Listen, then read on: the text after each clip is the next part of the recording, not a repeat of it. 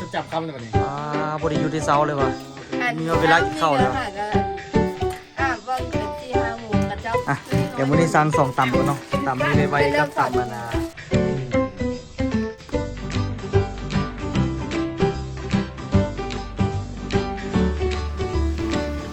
หัวสิแล้วลิ้นเอาเหงื่อแตกกระต่ายเหมือนธรรมดาเลยทุกคนแกะแบบนี้ก็ได้ตอนเฮ็ดแบบไปยังเมื่อยเพราะตายหรอแกะแบบมีตอนแรงนะทุกคนเนาะกับห่านตำห่านน้อยในเมืองลองซานนะทุกคนค่อยสิเฮ็ดอันไปนิ้วให้เจ้าคุติ๊กก่อนให้ติ๊กเฮ็ดเอาตัวบอกคันว่าติ๊กอยากเฮ็ดนี่สร้างค่อยๆไปบอกเขาเจ้าเฮ็ดให้ก็ได้มื้อนี้พากันมากินตำฮอบกลางคืนนะทุกคนเนาะมื้อนี้แล้วก็มาแวะห่านติ๊กแล้วก็ส่วนต้นตาลมีน้ำมาแวะนำล่ะทำอีโดยที่บ่มาแล้วคือว่ากินข้าวแล้วล่ะคือว่าอยากนอนแท้ว่ะแต่ว่าสองคำมาแต่ว่าเอามามากับมาลิ้นมากินนะมาอุดหนุนติ๊กเลยนั่งอิงสิลมกันเนาะเบิ่งมื้อนี้นี่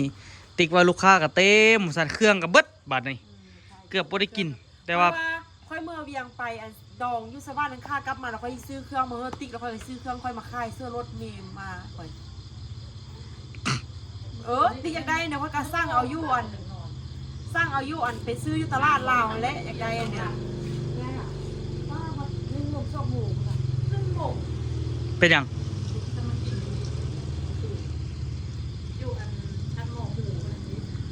ไอหมูหล่อนมานั่งเฝ้านี่เนาะโถสันนักล่าสายเมามาละเสร็จกล้องก่อน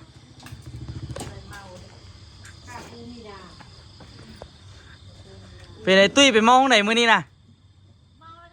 นานมาแล้วนะ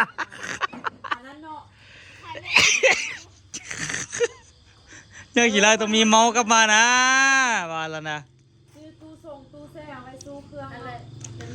แต่ว่าเฮ็ดไปเบื้องก่อนเบื้องสถานการณ์ก่อนบ่แต่ว่าท่านเพิ่นรักษาสภาพได้แล้วนี่โอ้ได้ขายดีเป็นไงกินแล้วแม่บอกว่าถ้าลูกสาวมากินข้าวจริงกิน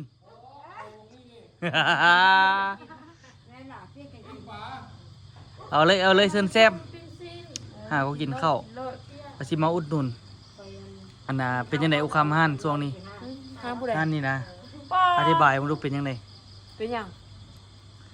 ขอบอกเองก็ได้ไปเขาหมายว่าเป็นยังไงว่าฮั่นนี่วะสถานการณ์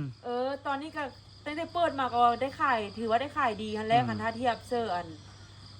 อันนั้นก็ได้ถือว่าได้รับผลตอบรับที่ดีว่าซั่นซะเพราะว่าตำแซ่บดี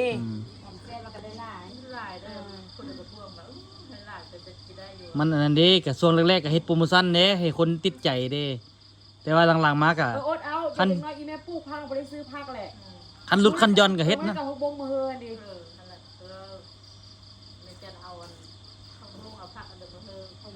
คอมเปอยู่เฮือนกับปลูกบักหลายอีกเดี๋ยวจำเฮือโอ้เห็นอันพักอันนั้นก็พอซื้อก็พักหอมเปก็พักกันนั้นพักบัวละพาน่ะอีแม่ปลูกคือมื้อเดียวบัวละพาปลูกง่ายเอานิบซิจังได๋ก็ปีกายอะไรเท่ไรวะปีกายปลูกคิมละอันความบหลายพักบัวละพาหั่นบ่ต้องอันนั้นเด้อซื้อมาให้มันได้งานตีกันพวกลอยงานแท้งานบาเสีย40,000ก็ได้บ่หลายนะแม่นวะจะก็ซื้อกันไม่ลอยมากที่ตลาดนี่น้อยๆตลาด10,000นี่หน่อยเดียวใน3กลางนี่เปิด3ปีเบิ่งเนาะทุกคนเนาะช่วงนี้ได้ขายดีจนแบบว่าเครื่องบ่เหลือละมาฮ้อนนี่เพิ่นว่าเครื่องหมดเพิ่นว่าก็เลยว่าโอ้ยสิบ่ได้กินซะบ่นี่วะแต่เบิ่งนี่ก็คือน่าจะได้กินอยู่เพราะว่าบอกว่ามีอันใดก็ใส่มาลดลูกค้าอันแล้วสูงอะไรแถวนี้ก็มาแม่นบ่เขาก็มานั่งแม่นบ่มันก็ซิวๆนั่งลิ้นเนาะตามมาตอนนี้ 7-8 โมงละติ๊กยังอันน่ะเปิดร้านอยู่แต่ว่าก็คนก็เบิ่งเริ่มไปละเบิ่งสภาพการคือพ่อว่าและ3 เดือนแล้วเบิ่งก็เฮ็ดตุ๊บยาวๆอีกตุ๊บเพราะยามนั้นเฮ็ดตุ๊บยาวๆเพราะมันได้3 โต๊ะอีกเนาะค่อยขยายไปเฮ็ดตูบนี่โอ้บ่อันน่ะใส่หญ้าคาเอาไปสั่งเขาเจ้าหั่นน่ะสั่งเขาเจ้าเฮ็ดหญ้าคาเอามันจึงด้วยค่อยเห็นเขาเจ้าขายตูบอยู่เวียงอันตูบนึงเขาเด้อว่ะเป็น3 ล้าน4 ล้านประมาณนั้นพุ่นแหละเฮ็ดเองบ่ฮอดปานนั้นติเนาะโอ้ยสิไปเบิดเท่าไหร่คันเฮ็ดเองคันเรามีไม้แฮงคักเฮ็ดจูพี่น้องเพิ่นทันซื้อ มีแต่อันนั้นเอา กว้างหน่อยนึง เป็นไม้ 3 ล้านซ้าย3 ล้าน เป็นไม้เป็นอย่างก็ไปเลื่อยเอาแล้วก็หลังคานี่ให้เขาเจ้าเฮ็ดหญ้าสร้างเขาเจ้าเฮ็ดหญ้าคาเอามันยังเย็น ย่างขาอยู่อย่างก็มี เอาเลยเอาเลย ย่างขาอยู่อย่างก็มีเด้ มันกระเพงอะเนาะสร้างเขาเจ้าเฮ็ดอยู่ร่องซานนี่นะ โอ้มันก็ย่างขาย่างอีโห ว่าเคยเห็นน่ะนะให้พ่อนะให้ก็ได้น่ะ ให้พ่อแสงก็ได้น่ะสร้างพ่อแสงก็ได้ พ่อแสงก็ไปเกี่ยวย่างขาอยู่หน้าเฮาหั่น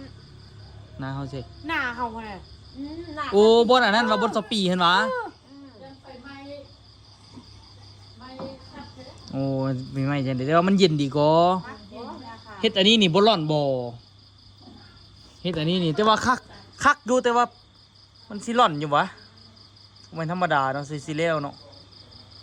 บ่เคยเมื่อยแหละดิแต่ก็ได้อยู่ดอกแค่นั่งชิวๆเฮ็ดไปค่อยเฮ็ดค่อยไปมันก็ได้อยู่ ตั้งความหน้านี่บ่มีละไม่อันนี้น่ะ ว่ะ เพราะว่าไฟไหม้หมดละ โอ้ โอ้ว่ะ ไฟไหม้หมดเลยคนละ อันนี้ไม่หยังอันนี้ เฮีย ไม่เฮีย เออตอนนี้ท่าไม่ค่ายังไม่ค่ากำลังไปส่งต่ำทุกคนเลยคุณน่ะมานั่งท่าเดี๋ยวท่าต้นตันมีนามาพร้อมต้นตันมีส่วนต้นตันมีนามากินต่ำพร้อมมื้อนี้เดี๋ยวกินต่ำแล้วเราห้องกับซิกลับละเนาะเดี๋ยวท่าไปสัมภาษณ์ติ๊กว่าเป็นยังไงช่วงนี้ เมื่อยพอดีเฮ็ดเมื่อยๆแล้วกับต่างมาพักผ่อนเลยเนาะ คำเลยวันนี้ บริยูได้เซาเลยว่ะ มีเวลากินข้าวเลยวะ วัน4-5 โมงกันเจ้าว่าโทรมาสร้างแล้วหิบแลนพอดีแล้วเขาเจ้ามามันจะอยู่ อาบน้ำกับจนว่าอาบได้อาบพุ่นน่ะ ปีหมด เข้าจนบ่ได้กินพุ่นน่ะเอานั่นแม่เอาน้ำมาคล้องๆ ลืมว่ากับปีหมดว่าได้ ข้าจันก็เอามาน้ำแล้วก็แล้วเนาะ อันนั้นไข่ติดหาน โถกะปิแกจะระเบิดปุ๊ดเดียวหนึงกะปิตอนเอามาแต่ห้านวะนี่ ป้ากันขัดกับพี่กับนี่มัน หมดไฟวะเธอไม่ได้ขา ส ย ม ดี ควรวะ โอ้ยตู้พี่กันจริงเลย อัน กิจการ โอ้สั่งเฮ็ดใหม่เลยวะนี่ ฮะอันเด ค่า อ นี่ อันเดอ ค่าใส่โคกนี่ ก่อ ซื้อวะ จะไอ้ต้นซื้อ ที่ข้างหน้าเพื่อนเปิดเพลงดังว่าบอลบุฟัง เบิ่ง นี่มีตู้กับ มีนักเรียนมาบ่ ฮะทั้งเฮียนว่ะ แม่น บ่ นักเรียนมัธยมนี่นะ บ่เห็นกระเจ้าออกบ่ได้ บ่นะมัธยมพี่เอ้ย บ่สลายมีแต่ผู้ใหญ่เด็ก มัน น้อยนี่ คันว่ามันนั่นแบบว่าดึงนักเรียนมาได้คือสิดีป่ะ เด็กน้อยนี่ อันนี้ต้องใช้เวลาเดี๋ยวนึงจะเข้ามันหุ้งดี บ่คันว่าน่ะคันว่าเฮ็ดเป็นตู้ได้แท้ตอนสวยนี่ปะโทต่ำกับบ่ทันเด้ สร้างอะไรก็ได้นัวสร้างอะไรก็ได้นัวบอก เพราะว่าเห็นยูเฟซแล้วเขาดำมาเธอก็ไปหาปลา เอาละ ปลาบอกทางจังคือบ่ถึงบู๊เหรอ ปักหมุดแม่นติ ฮะ ปักหมุด บ่โลเคชั่นหั่นว่ะ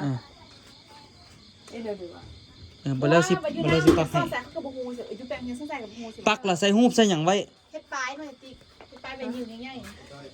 เขาอ่ะ ยากไหม บางคนเขาบ่ฮู้เฮียนเด้ ฮะ ยากวะ โอ้ยตั้งใจมาอุดหนุนซื้อ เฮ้ยมือหน้าสวนมาจะช่วยแม่ ผมไม่ได้มากับเบิร์ดเอียงกับเบิร์ดเหรอ บ่ได้สวยอย่างเฮ็ดอันนั้นเบิดมือเลย มาต้นสวยมากมาจะสวย หม้อกัดเกียวซูเขา ๆเป็นขนมเหมือน กัดแข้วพุ่นน่ะ น้อยมักเขีย เพื่อนเขาเพื่อนกันนั่นคือว่าน้อย กินไหม ถ้ามักว่าก็หอมจังกิน ดูในการ์ดว่ะ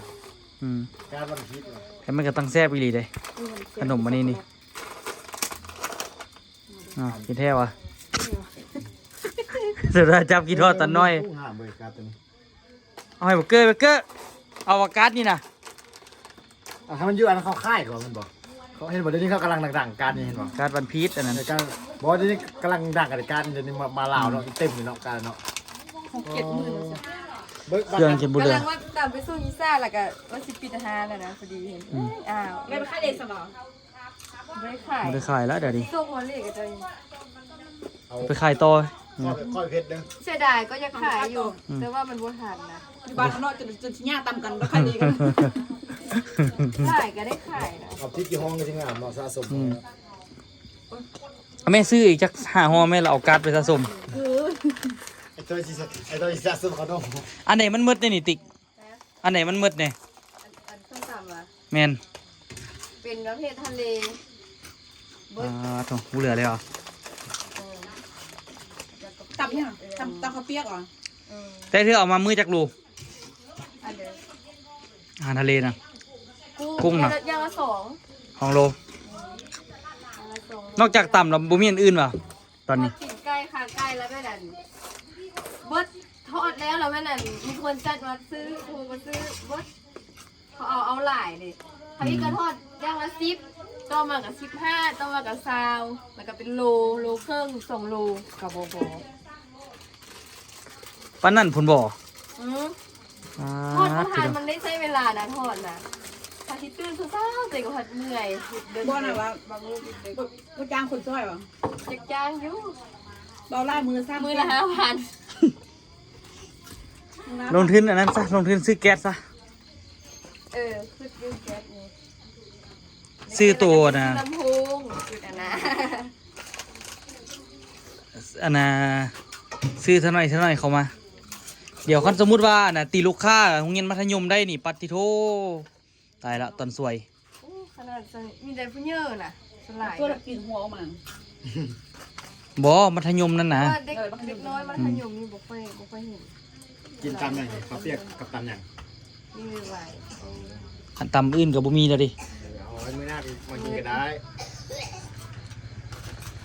กินไปแล้วเนาะ แต่มื้อที่สร้างเครื่องทะเลได้อยู่บ่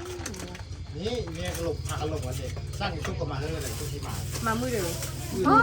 ขี่รถคิวได้จังเดือเสียนั้น โอ้สังเซ่เซ่ฟูมาเลย สิบ่ยากตาวะ คล้ายๆดีจนอุกใจเนาะ เครื่องกาแฟไปซื้อเท่าใดล่ะ บ่ซื้อปูม่าเป็นถงคือตอนนั้นวะ ซื้อเป็น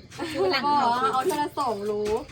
เอาปูม่าแบบนั้นแล้วก็ได้ตอน ตู้แช่แข็งแล้วมัน โอ้ตู้นี่ก็สิได้ซื้อแล้วนี่ตู้แช่ฟิตนี่ สิปลายล้านยอมเด้อ ตายซอกซื้อมือสองบ่ เครื่องดื่มกับเบิด ติ๊กตัวแช่ฟิตคือของแม่จันบ่ได้แพงเฮงก็ พอเด้อ ไปซอกซื้อน่ะมือสองเขาน่าจะประมาณ3ล้านนี่แหละ แม่นว่ะ 3ล้านปลายนะ อยู่เวียงติ แม่นคันว่าตู้แบบตู้2บาทคืออูแช่น้ำมันน่ะ ประมาณ5ล้านปลาย แม่อยู่เอามากันยากอีกบ่มีอันนั้น เอาบ่มีเจ้าติ เอาเขาคันมีโอกาสเอารถไปก็ไปตั้งมาสระบอกกระด้ามตู้อันซื่อๆคันว่าคิดไว้อยากได้ว่าซั่นซะ อยากได้ คันคิดไว้อยากได้นี่คันไปนี่มีโอกาสก็ใส่หลังรถมาสิเอามาให้ ได้ต้อยในเมืองเวียงน่ะมีเงินแล้วจังสิ คันว่า คือตอนนี้เงินสิซื้อมา ขายไปก่อนเก็บไปก่อนท่อนๆไปซื้อเทอละอัน ขายนี่ได้ว่ายังบ่ได้แล้วอย่างนั้นให้มันนั่น อืม คืนก่อน ขายไปซ้ำไหนซ้ำหนึงนี่ไปซื้อ พกมือ ตู้นั่นก็ได้ พกมือได้ถึงเดี๋ยวนี้ ตู้ลำโพงน่ะไปซื้อตู้ต่อบักตาลก็ได้เพราะว่าบักตาลมันเอาไปลินหลายโพด อันเด้อฝาตัวเด้อตัวนี้บ่แม่น ตัวนี้ติ อ่ะเดี๋ยวมื้อนี้สั่ง2ตำก่อนเนาะตำนี่ไว้กับตำมันนะ แต่ว่า ตำข้าวเปียก ตัวนี้มันน้อย อันเดอร์จอกมันน้อย ข้างมึกเลยเนาะอันนี้เนาะกระแซบดีโลมกัดกรุบกรับดี แม่นเขาก็ว่าเขามักทางนี้กัน ก็มันใช้ตำ1%2คกพออยู่ว่ะ เอาอีกครับก่อน ถ้าเราเอาอีกก็เอานะ ใครเทศได้นี่ ว่ามันเป็นตามอันไหนก็ไม่ออกเบนมีตะกร้องเนี่ย แม่เบนกับอันใส่ฝนจะไม่คือเนาะเฮ็ดอันเดียวก็ได้ อืม ใส่ฝนอันตัวจริงกับตลกแนวนั้นก่อถ้าเรามัก ตอนเราบ่ถ่ายคลิปเราก็เป็นนั่นให้กัน เป็นนั่นแหละก็แค่นั่นแหละ อีนกมันตามมันเอาจองไว้ใส่ อยู่ทำแบบเบื่อ จองให้เขาบ่ได้ จุดสิได้ปิดห้านหนีลูกค้าทุกคนเอ้ยเบิ่งไหม อดเอากับลูกค้ามาอย่าฟ้า เออ ก็ไป จังหน่อย เสียหลงซัก จักหน่อยหาคนได้นี่สิได้เห็นขยายแนวอื่นก็เบิ่งหนึงก็โอ้ยเฮ็ดอันน่ะมันกับพริกอินซะ เขาบอกว่าให้มาปิ้งแม่เขาขายตามแล้วจะมาปิ้งแม่ ปีคือ ก็แม่นก็ ขายได้ขายเขาก็ถามน่ะพอลูกชิ้นเขาบ่ทันทอดในเขาคือ เพราะว่าสมมุติเขาสร้างต่ำเขา เฮ็ดเยอะกับตัวนี้ก็ได้ คือจัง มันจะบ่น้อง ไม่ใช่เอากำกัน อันนี้ว่ายังให้เรามาเฮ็ดอันนั้นนะเรา แต่4โมงคันสมมุติว่าอันน่ะ พี่นะซิม สมมุติว่าเขาอันสร้างต่ำมานี่เขาว่าเอาปิ้งอีกเด้อสิเนาะ แม่นคันเขาขายครบสุดนี่เข้ามานะเขาอยู่ไกลเขาก็ยังมาอยู่หลวงก็มาขนาดอยู่ในห้องเลยนี่ที่แรกยังคิดว่าเขาก็สิมาอยู่ว่าเขาอยู่ไหน เอาไม่ให้กิน มันต้องลอง อันนี้ซิมเลยซิมน้ำ มา มา ตัวกันนะ คันยังรักษาคุณภาพได้ล่ะแม่นสิมีคนเรื่อยๆเรื่อย เขาเจ้าก็ยังว่าอันขายนั้นนี่อันไปรถเด้อเพิ่นว่า มันต้องปิดมันต้องอย่างเด้อเพราะว่าบางฮานก็จะมาปิดนะ ข้างหน้านิดนึง ข้างหน้าก็ เตรียมกินแล้วทุกคนเนาะตอนนี้นี่จ้ะ อันเดียวก็ แป้งนัวจองหนึงว่าซั่น ข้างหน้าสิจิ้มคนละเป็นคนละจง นี่ ไปแดกพอป่ะ พอแล้วประเด็น คลิปก็บ่ค่อยได้เฮ็ดเลยหมอเดี๋ยวนี้ล่ะ ถ่ายแต่ว่ายังบริษัท เออ ถ่ายแต่มื้ออันไปเฮือนดี เอามือละคลิปก็พอแล้วเนาะเอาหลายๆเนาะ เริ่มบ่ได้มือละคลิปแล้วเด้อบัดนี้ เออพยายามให้มันได้มือละคลิป แล้วเขามาแล้วเขามาโตๆๆๆกันแล้วมันบ่ทานนั่นเด้อเลยน่ะ ก็แม่นอยู่ มาพร้อมกันบางทีทั้งโทรสั่งเขาก็บอกว่ายัง2คุก3คุกก็ว่าโอเคแท้แล้วมันก็โตกันเลย เปลี่ยนใส่เสื้อเก่าหมู่วานนี่เหม็นเหือเลยอ้าวเดี๋ยวไปกินตำเด้อครับทีเดียว เอเซียเนาะจังได้หลายเนาะ เดี๋ยวเฮ็ดก็ เนาะคันไอ้ไทยมาช่วยทอดช่วยตำเนาะ แค่ก็ เขา ก็ ยัง พอ ว่า มา เขา ก็ จะขายแบบว่าครบเลยหั่นน่ะเนาะเขาที่ไปเซอร์เนาะเขายังเอาพี่แรกมันครบ อ่า เป็นทอดที่ทอดยังหั่นน่ะ เอาจอกบ่รู้ใส่เฮ็ดเขากินก็อยากกินน้ำเขาอันนี้ก็ได้ บ่มักกินเลยมักเล่น มองเล่นมา อืม นี่ เป็นคลิปบอกเป็นหันล่างบันหนึงกลับมาบ่เรือเฮ็ดตางเฮ็ดก่อนเฮ็ดท่ายเป้าๆมันกินบ่แล้วมาท่ายอีกวันหนึงแล้วเลี้ยวกลับมาเนี่ย เห็นไหม เพื่อนชีนาง เอาเด้อแม่นว่ะนี่ลองเอาเด้อเฮ็ดให้เอาถ้วยยองเลยเฮ็ดให้แบบปิ้นไปไหมล่อ ชีนาง หมอเฮ็ดเมี่ยงเท่ว่า มันต้องมีอหย่างด้วยแบบแนวจำเป็น กินเลยเฮ็ดบ่วงตกก็ได้เดี๋ยวจับมาเป็นจาน กินเลยเฮ็ดทำท่าบ่วงตกเอา เว้ยพูดมากัน อันนึงเจอนึงเปล่า เฮ็ด แม่ บ่ตกพี่ตักเฮ็ดตักไปแล้วเฮ็ดบ่วงตกเลย บ่ให้เดี๋ยวนี้ล่อ เอายี่ห้อพี่ซีเอ้ย บ่ว่า บ่ได้สิกินละกินเลยสิละบ่ดึงบ่วงตกแล้วกลมเก็บบ่วงขึ้นมาแล้วบ่เฮ็ดเดียวสินะ บ่เอ็ดเอาหัวซับเอ็ดเอาเอ็ดซากของซับแล้วเอ็ดมาเลย บ่กินนี่นะกินเลยเฮ็ดบ่วงตกแล้วมืดโงหัวขึ้นมาแล้วบ่เฮ็ดอันนี้เลยสินะหมดแล้วเอาเด้อ1 2บ่วงตกไหม อืม ด้วยมา เอาต้องเอาให้ก่อนบ่วงเฮาตกกันแน่กินแล้วบ่วงตกเด้อเอางั้นเข้าไป เอา ก่ กั อน น ไกลก็อีหยัง บ่ตกแล้วเฮ็ดทำท่าละแวงสิเก็บดีบ่ บ่ เก็บ ไป ดี เอา บ่ ถ้วยไปเอาถ้วยมีถ้วยนึงไหมเฮ็ดเอาถ้วยมีถ้วยนึงมาแบบมันมืดแล้วสิหั่นนะ โอ้แซ่บกว่าเนาะ เอาเทคเกอร์เฮา ดูไปสิจะคำสิบ่อันนี้สิบ่เทนะ กินเท่านะ แซ่บดีกว่าติ๊กพอดีเลยติ๊ก เงินได้ที่เฮาเอาเลยเฮา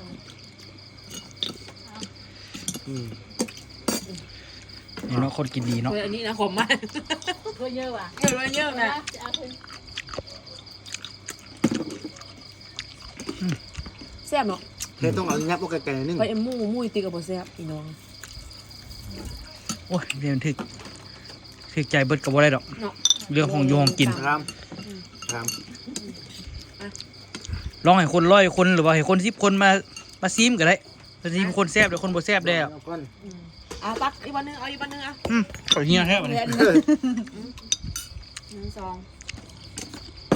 2 เฮ็ดหันหลังไปกินเนาะ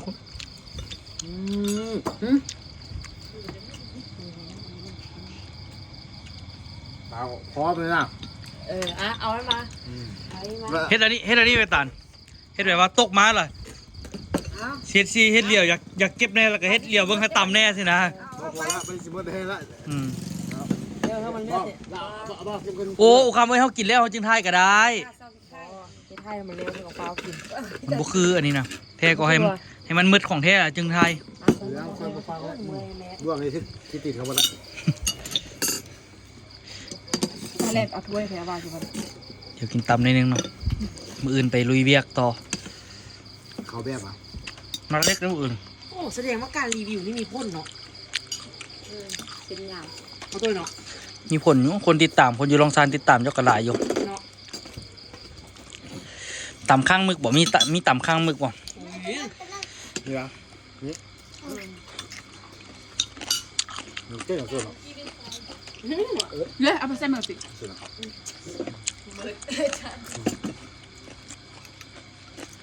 ไม่ถูกเลย ดูหัวจะซื้อเอา มันบอกนะเฮ้ยตัวน่ะ นี่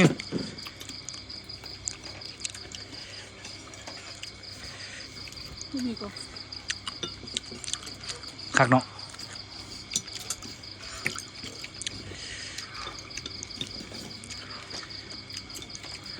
ต่อมือวานนะทุกคนเนาะไปกินตำฮันติกมาละกลับมาเรียบร้อยเนาะ คืนนี้อยากห้อนเปิดแอร์ไลน์จะเจ็บคอ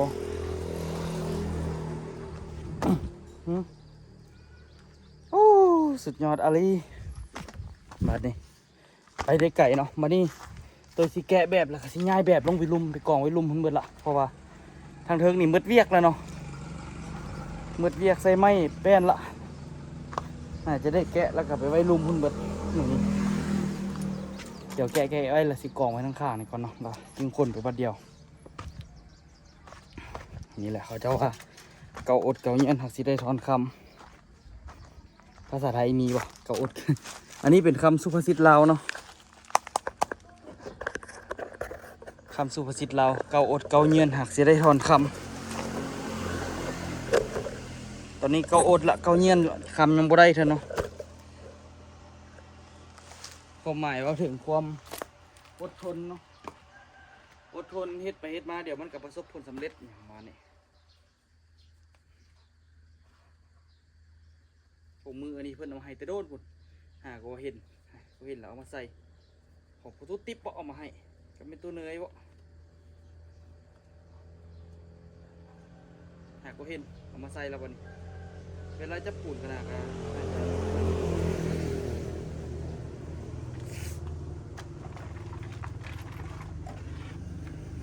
เดี๋ยวกล่องไว้นี่ก่อนให้มันเป็นระเบียบเข้าไปมันจะสะดวกเนาะ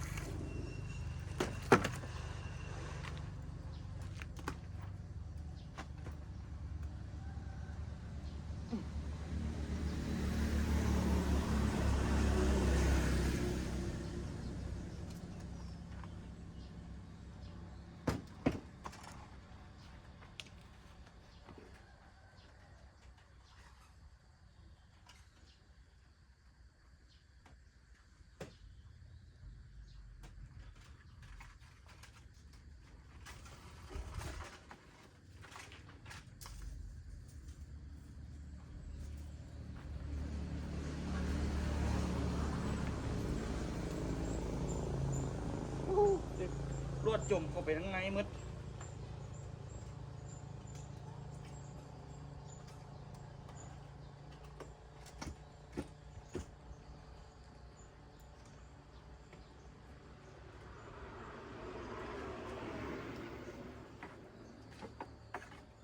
ลักอันนี้ก็ได้เอาไปไว้คืนเนาะ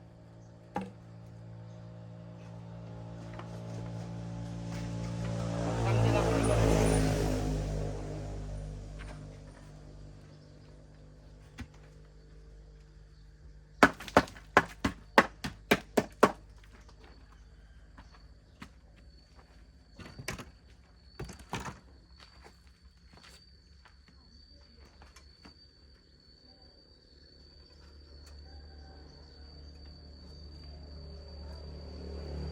เดี๋ยวค่อยๆแกะไปทุกคน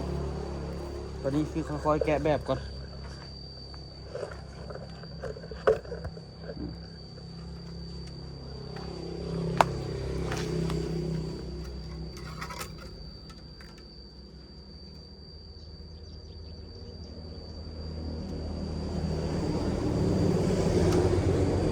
เจ็บก้นนี่คนเดียวนี่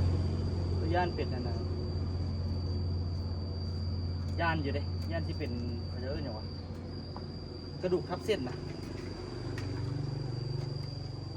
เฮ็ดเวียกหนักพูดไป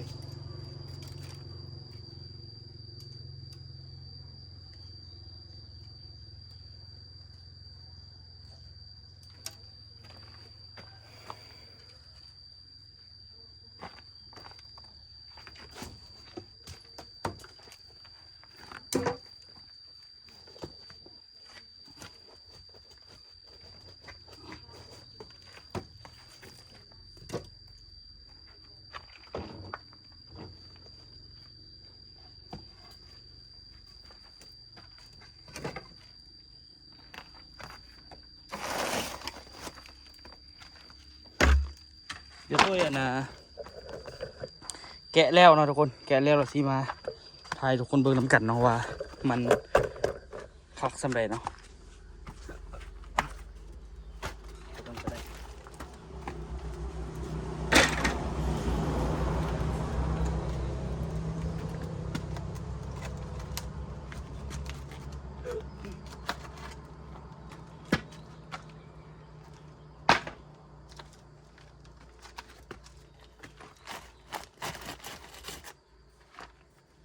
หลักพวกนี้สำคัญเนาะเก็บไปเฮ็ดหอบต่อไปได้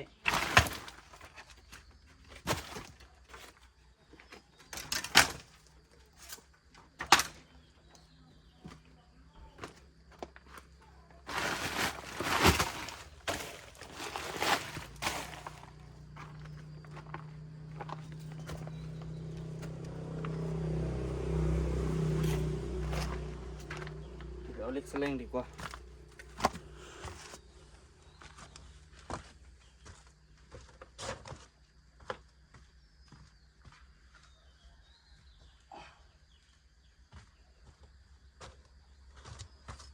ถ้าเรานานแกะหันยังสิแกะยากทุกคนแกะตอนมันยังทุ่มไปเกียกนะเพราะว่าเอาไฟ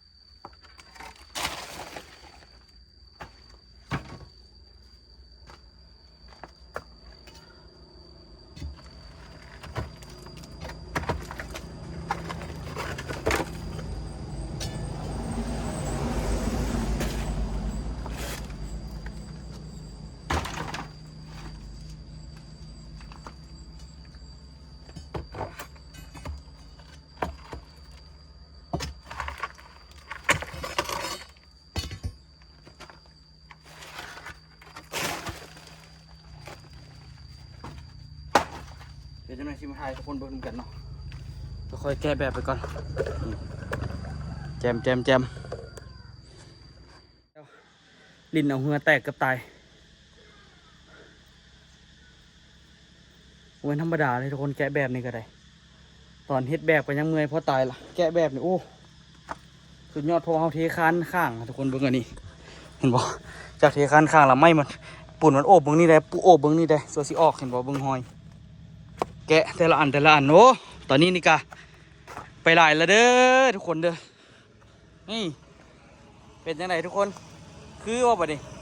ยังสิได้กอขึ้นอีกเด้ความสูงประมาณเสาเลยแหละแล้วก็เทคานเทิงบ่นะเทคานเทิงกับเฮ็ดคานน้อยๆจองไว้พอแต่หุ่มเล็กนี่แหละเนาะบ่ได้เอียงหลายต่างเนาะแต่ว่าก็เฮ็ดใส่กับวันนี้แต่ว่าก็พอโอ้งามคักยันเด็กก็คักแล้วเนาะ พอดีตัวนี้เอาสูงกว่าตัวอื่นเนาะสูงตามไปแต่ว่าตัวเบิ่งละคือสีบอันนั้นดอกคำโอ้คำ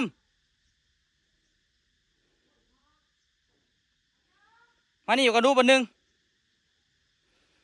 มึงตัวนี้หลุดไปบอกไกลลาย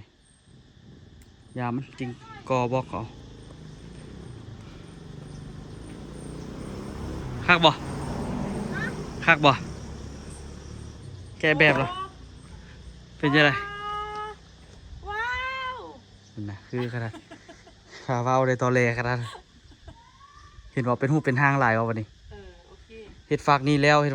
เป็นห้องแต่ข้างหน้าไป ไปดิแม่ ฮะ ถ่ายรูปแล้วเอาใส่อัน Facebook เป็นอัลบั้มหนึงไว้ จำเป็นดอก YouTube คนมีเต็มโธ่คักกว่าวันนี้ รู้สึกว่าทุกปีเจ้าสิมีโครงการตลอดเนาะ โครงการเมื่อยตลอด ตอนสวยนะฮ้อนได้หิวข้าวได้สิเป็นวินบางทีจะเลือดในสมองจะแตก ก็ยังหัวไปเอาเงิน10 ล้านอย่างบ่เซา กัน จะให้จังไง สิไปซื้อเครื่องไปซื้อยาออโต้เลย ไปซื้อ ขี้มูกออโต้เขียวแหง ไป 3 มือละ ไปซื้อยาตันเสื้อเด้อยาตันเสื้อ เสื้อเกาหลี ยาตันเสื้อยาแก้แพ้แล้วก็เอายาดีวัดน้ำก็ได้3ยานี่แหละ ยาแก้แพ้ แก้แพ้เอาอันเก่าก็ได้บ่ บ่ คนที่มันสั่นตัวเก่าฮะ ยาดีวัด ยาดีวัดตันเสื้อแก้แพ้ดีวัดเป็นห้างไปไล่ดอกบัดนี้เนาะนี่ระดับตัวนี้นี่เบิ่งคือสูงบ่ได้สูงเฮงก็โอ้ก็แน่นเลยเนาะ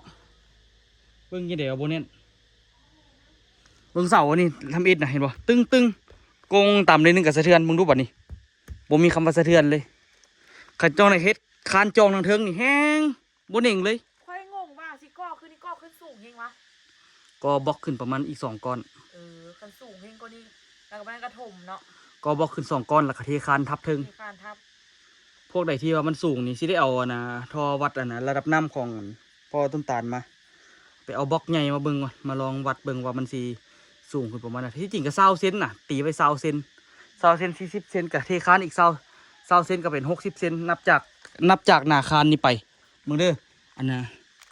โอ้ไม่แมทก็อยู่ใส่วะเดี๋ยวเอาไม่แมทมาลองแทกดิหูไปปะไปใส่ละหูตลับเมตรน่าจะอยู่ถึง สร้างเครื่องตัวนี้ตัวเอง หึ ปานสร้างเครื่องตัวนี้ หูแต่ว่าไปได้ไกลแหงตอนนี้ สุดยอดอะไรเห็นเลยทุกคนว่าผลมันทีแล้วเนาะจะได้กะเฮ็ดคานตัวนั้นอีก3 คาน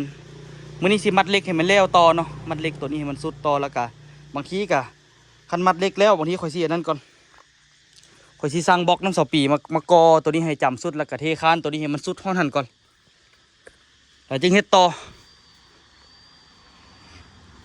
ฝาปิดนี่เอาไว้เรื่องตอนสุดท้ายโคตรแจ่มสำเร็จอยู่แค่เอื้อมคักอะไรนะทุกคนโอ้สุดยอดเลยแต่ว่ายังบ่ทันเก็บรายละเอียดเท่าใดทุกคนเด้อพวกที่แบบว่าเห็นบ่พวกกิ้วพวกที่เห็นเล็กนี่เฮาสิเอาบ่แล้วเฮาสิเอาปูนมาโอบมันเนาะพวกที่มันเป็นแวงอหย่างนั้นนะบัดสุดท้ายจึงเก็บรายละเอียดทุกคนบ่ได้ฟ้าวเฮงดอกอันนี้คือกันเห็นบ่นี่โอ้ยเอาปรับเลนบ่ได้เหงื่อถึก เหงื่อถึกในจอโทรศัพท์นี่ล่ะนี่เนาะพวกนี้ที่ตัวทับนี่อันนี้ตัวทับเลยทุกคนโมเมนต์ว่ามันแวงเลยตัวคอนตีทับเพื่อสิเอาไม้แบบออกเนาะเดี๋ยวมื้อนี้นี่สิขนไม้พวกนี้เนาะขนไม้พวกนี้ไปกองไปพุ่นให้มันเป็นระเบียบเพื่อว่าสิได้เฮ็ดแบบตัวนี้แล้วก็สิได้เฮ็ดต่อไปเนาะก็สิเฮ็ดบอนกองไว้บอนข้างกกล้วยพุ่นแหละเนาะกองไม้เอาไว้แล้วก็มัดแบบมื้อนี้ก็ถือว่าจบอาจจะได้เทเนาะคันว่ามัดแบบแล้วไว้อาจจะได้เทไว้ละโอ้ยทุกคนเลยความสำเร็จยังอีกบ่ไกลแล้วแหละไปเป็นไว้เจอกันคลิปหน้าทุกคนสู้เต็มที่เนาะบายบายทุกคนสบายดีแก้แบบก็เกือบตายทุกคนเลย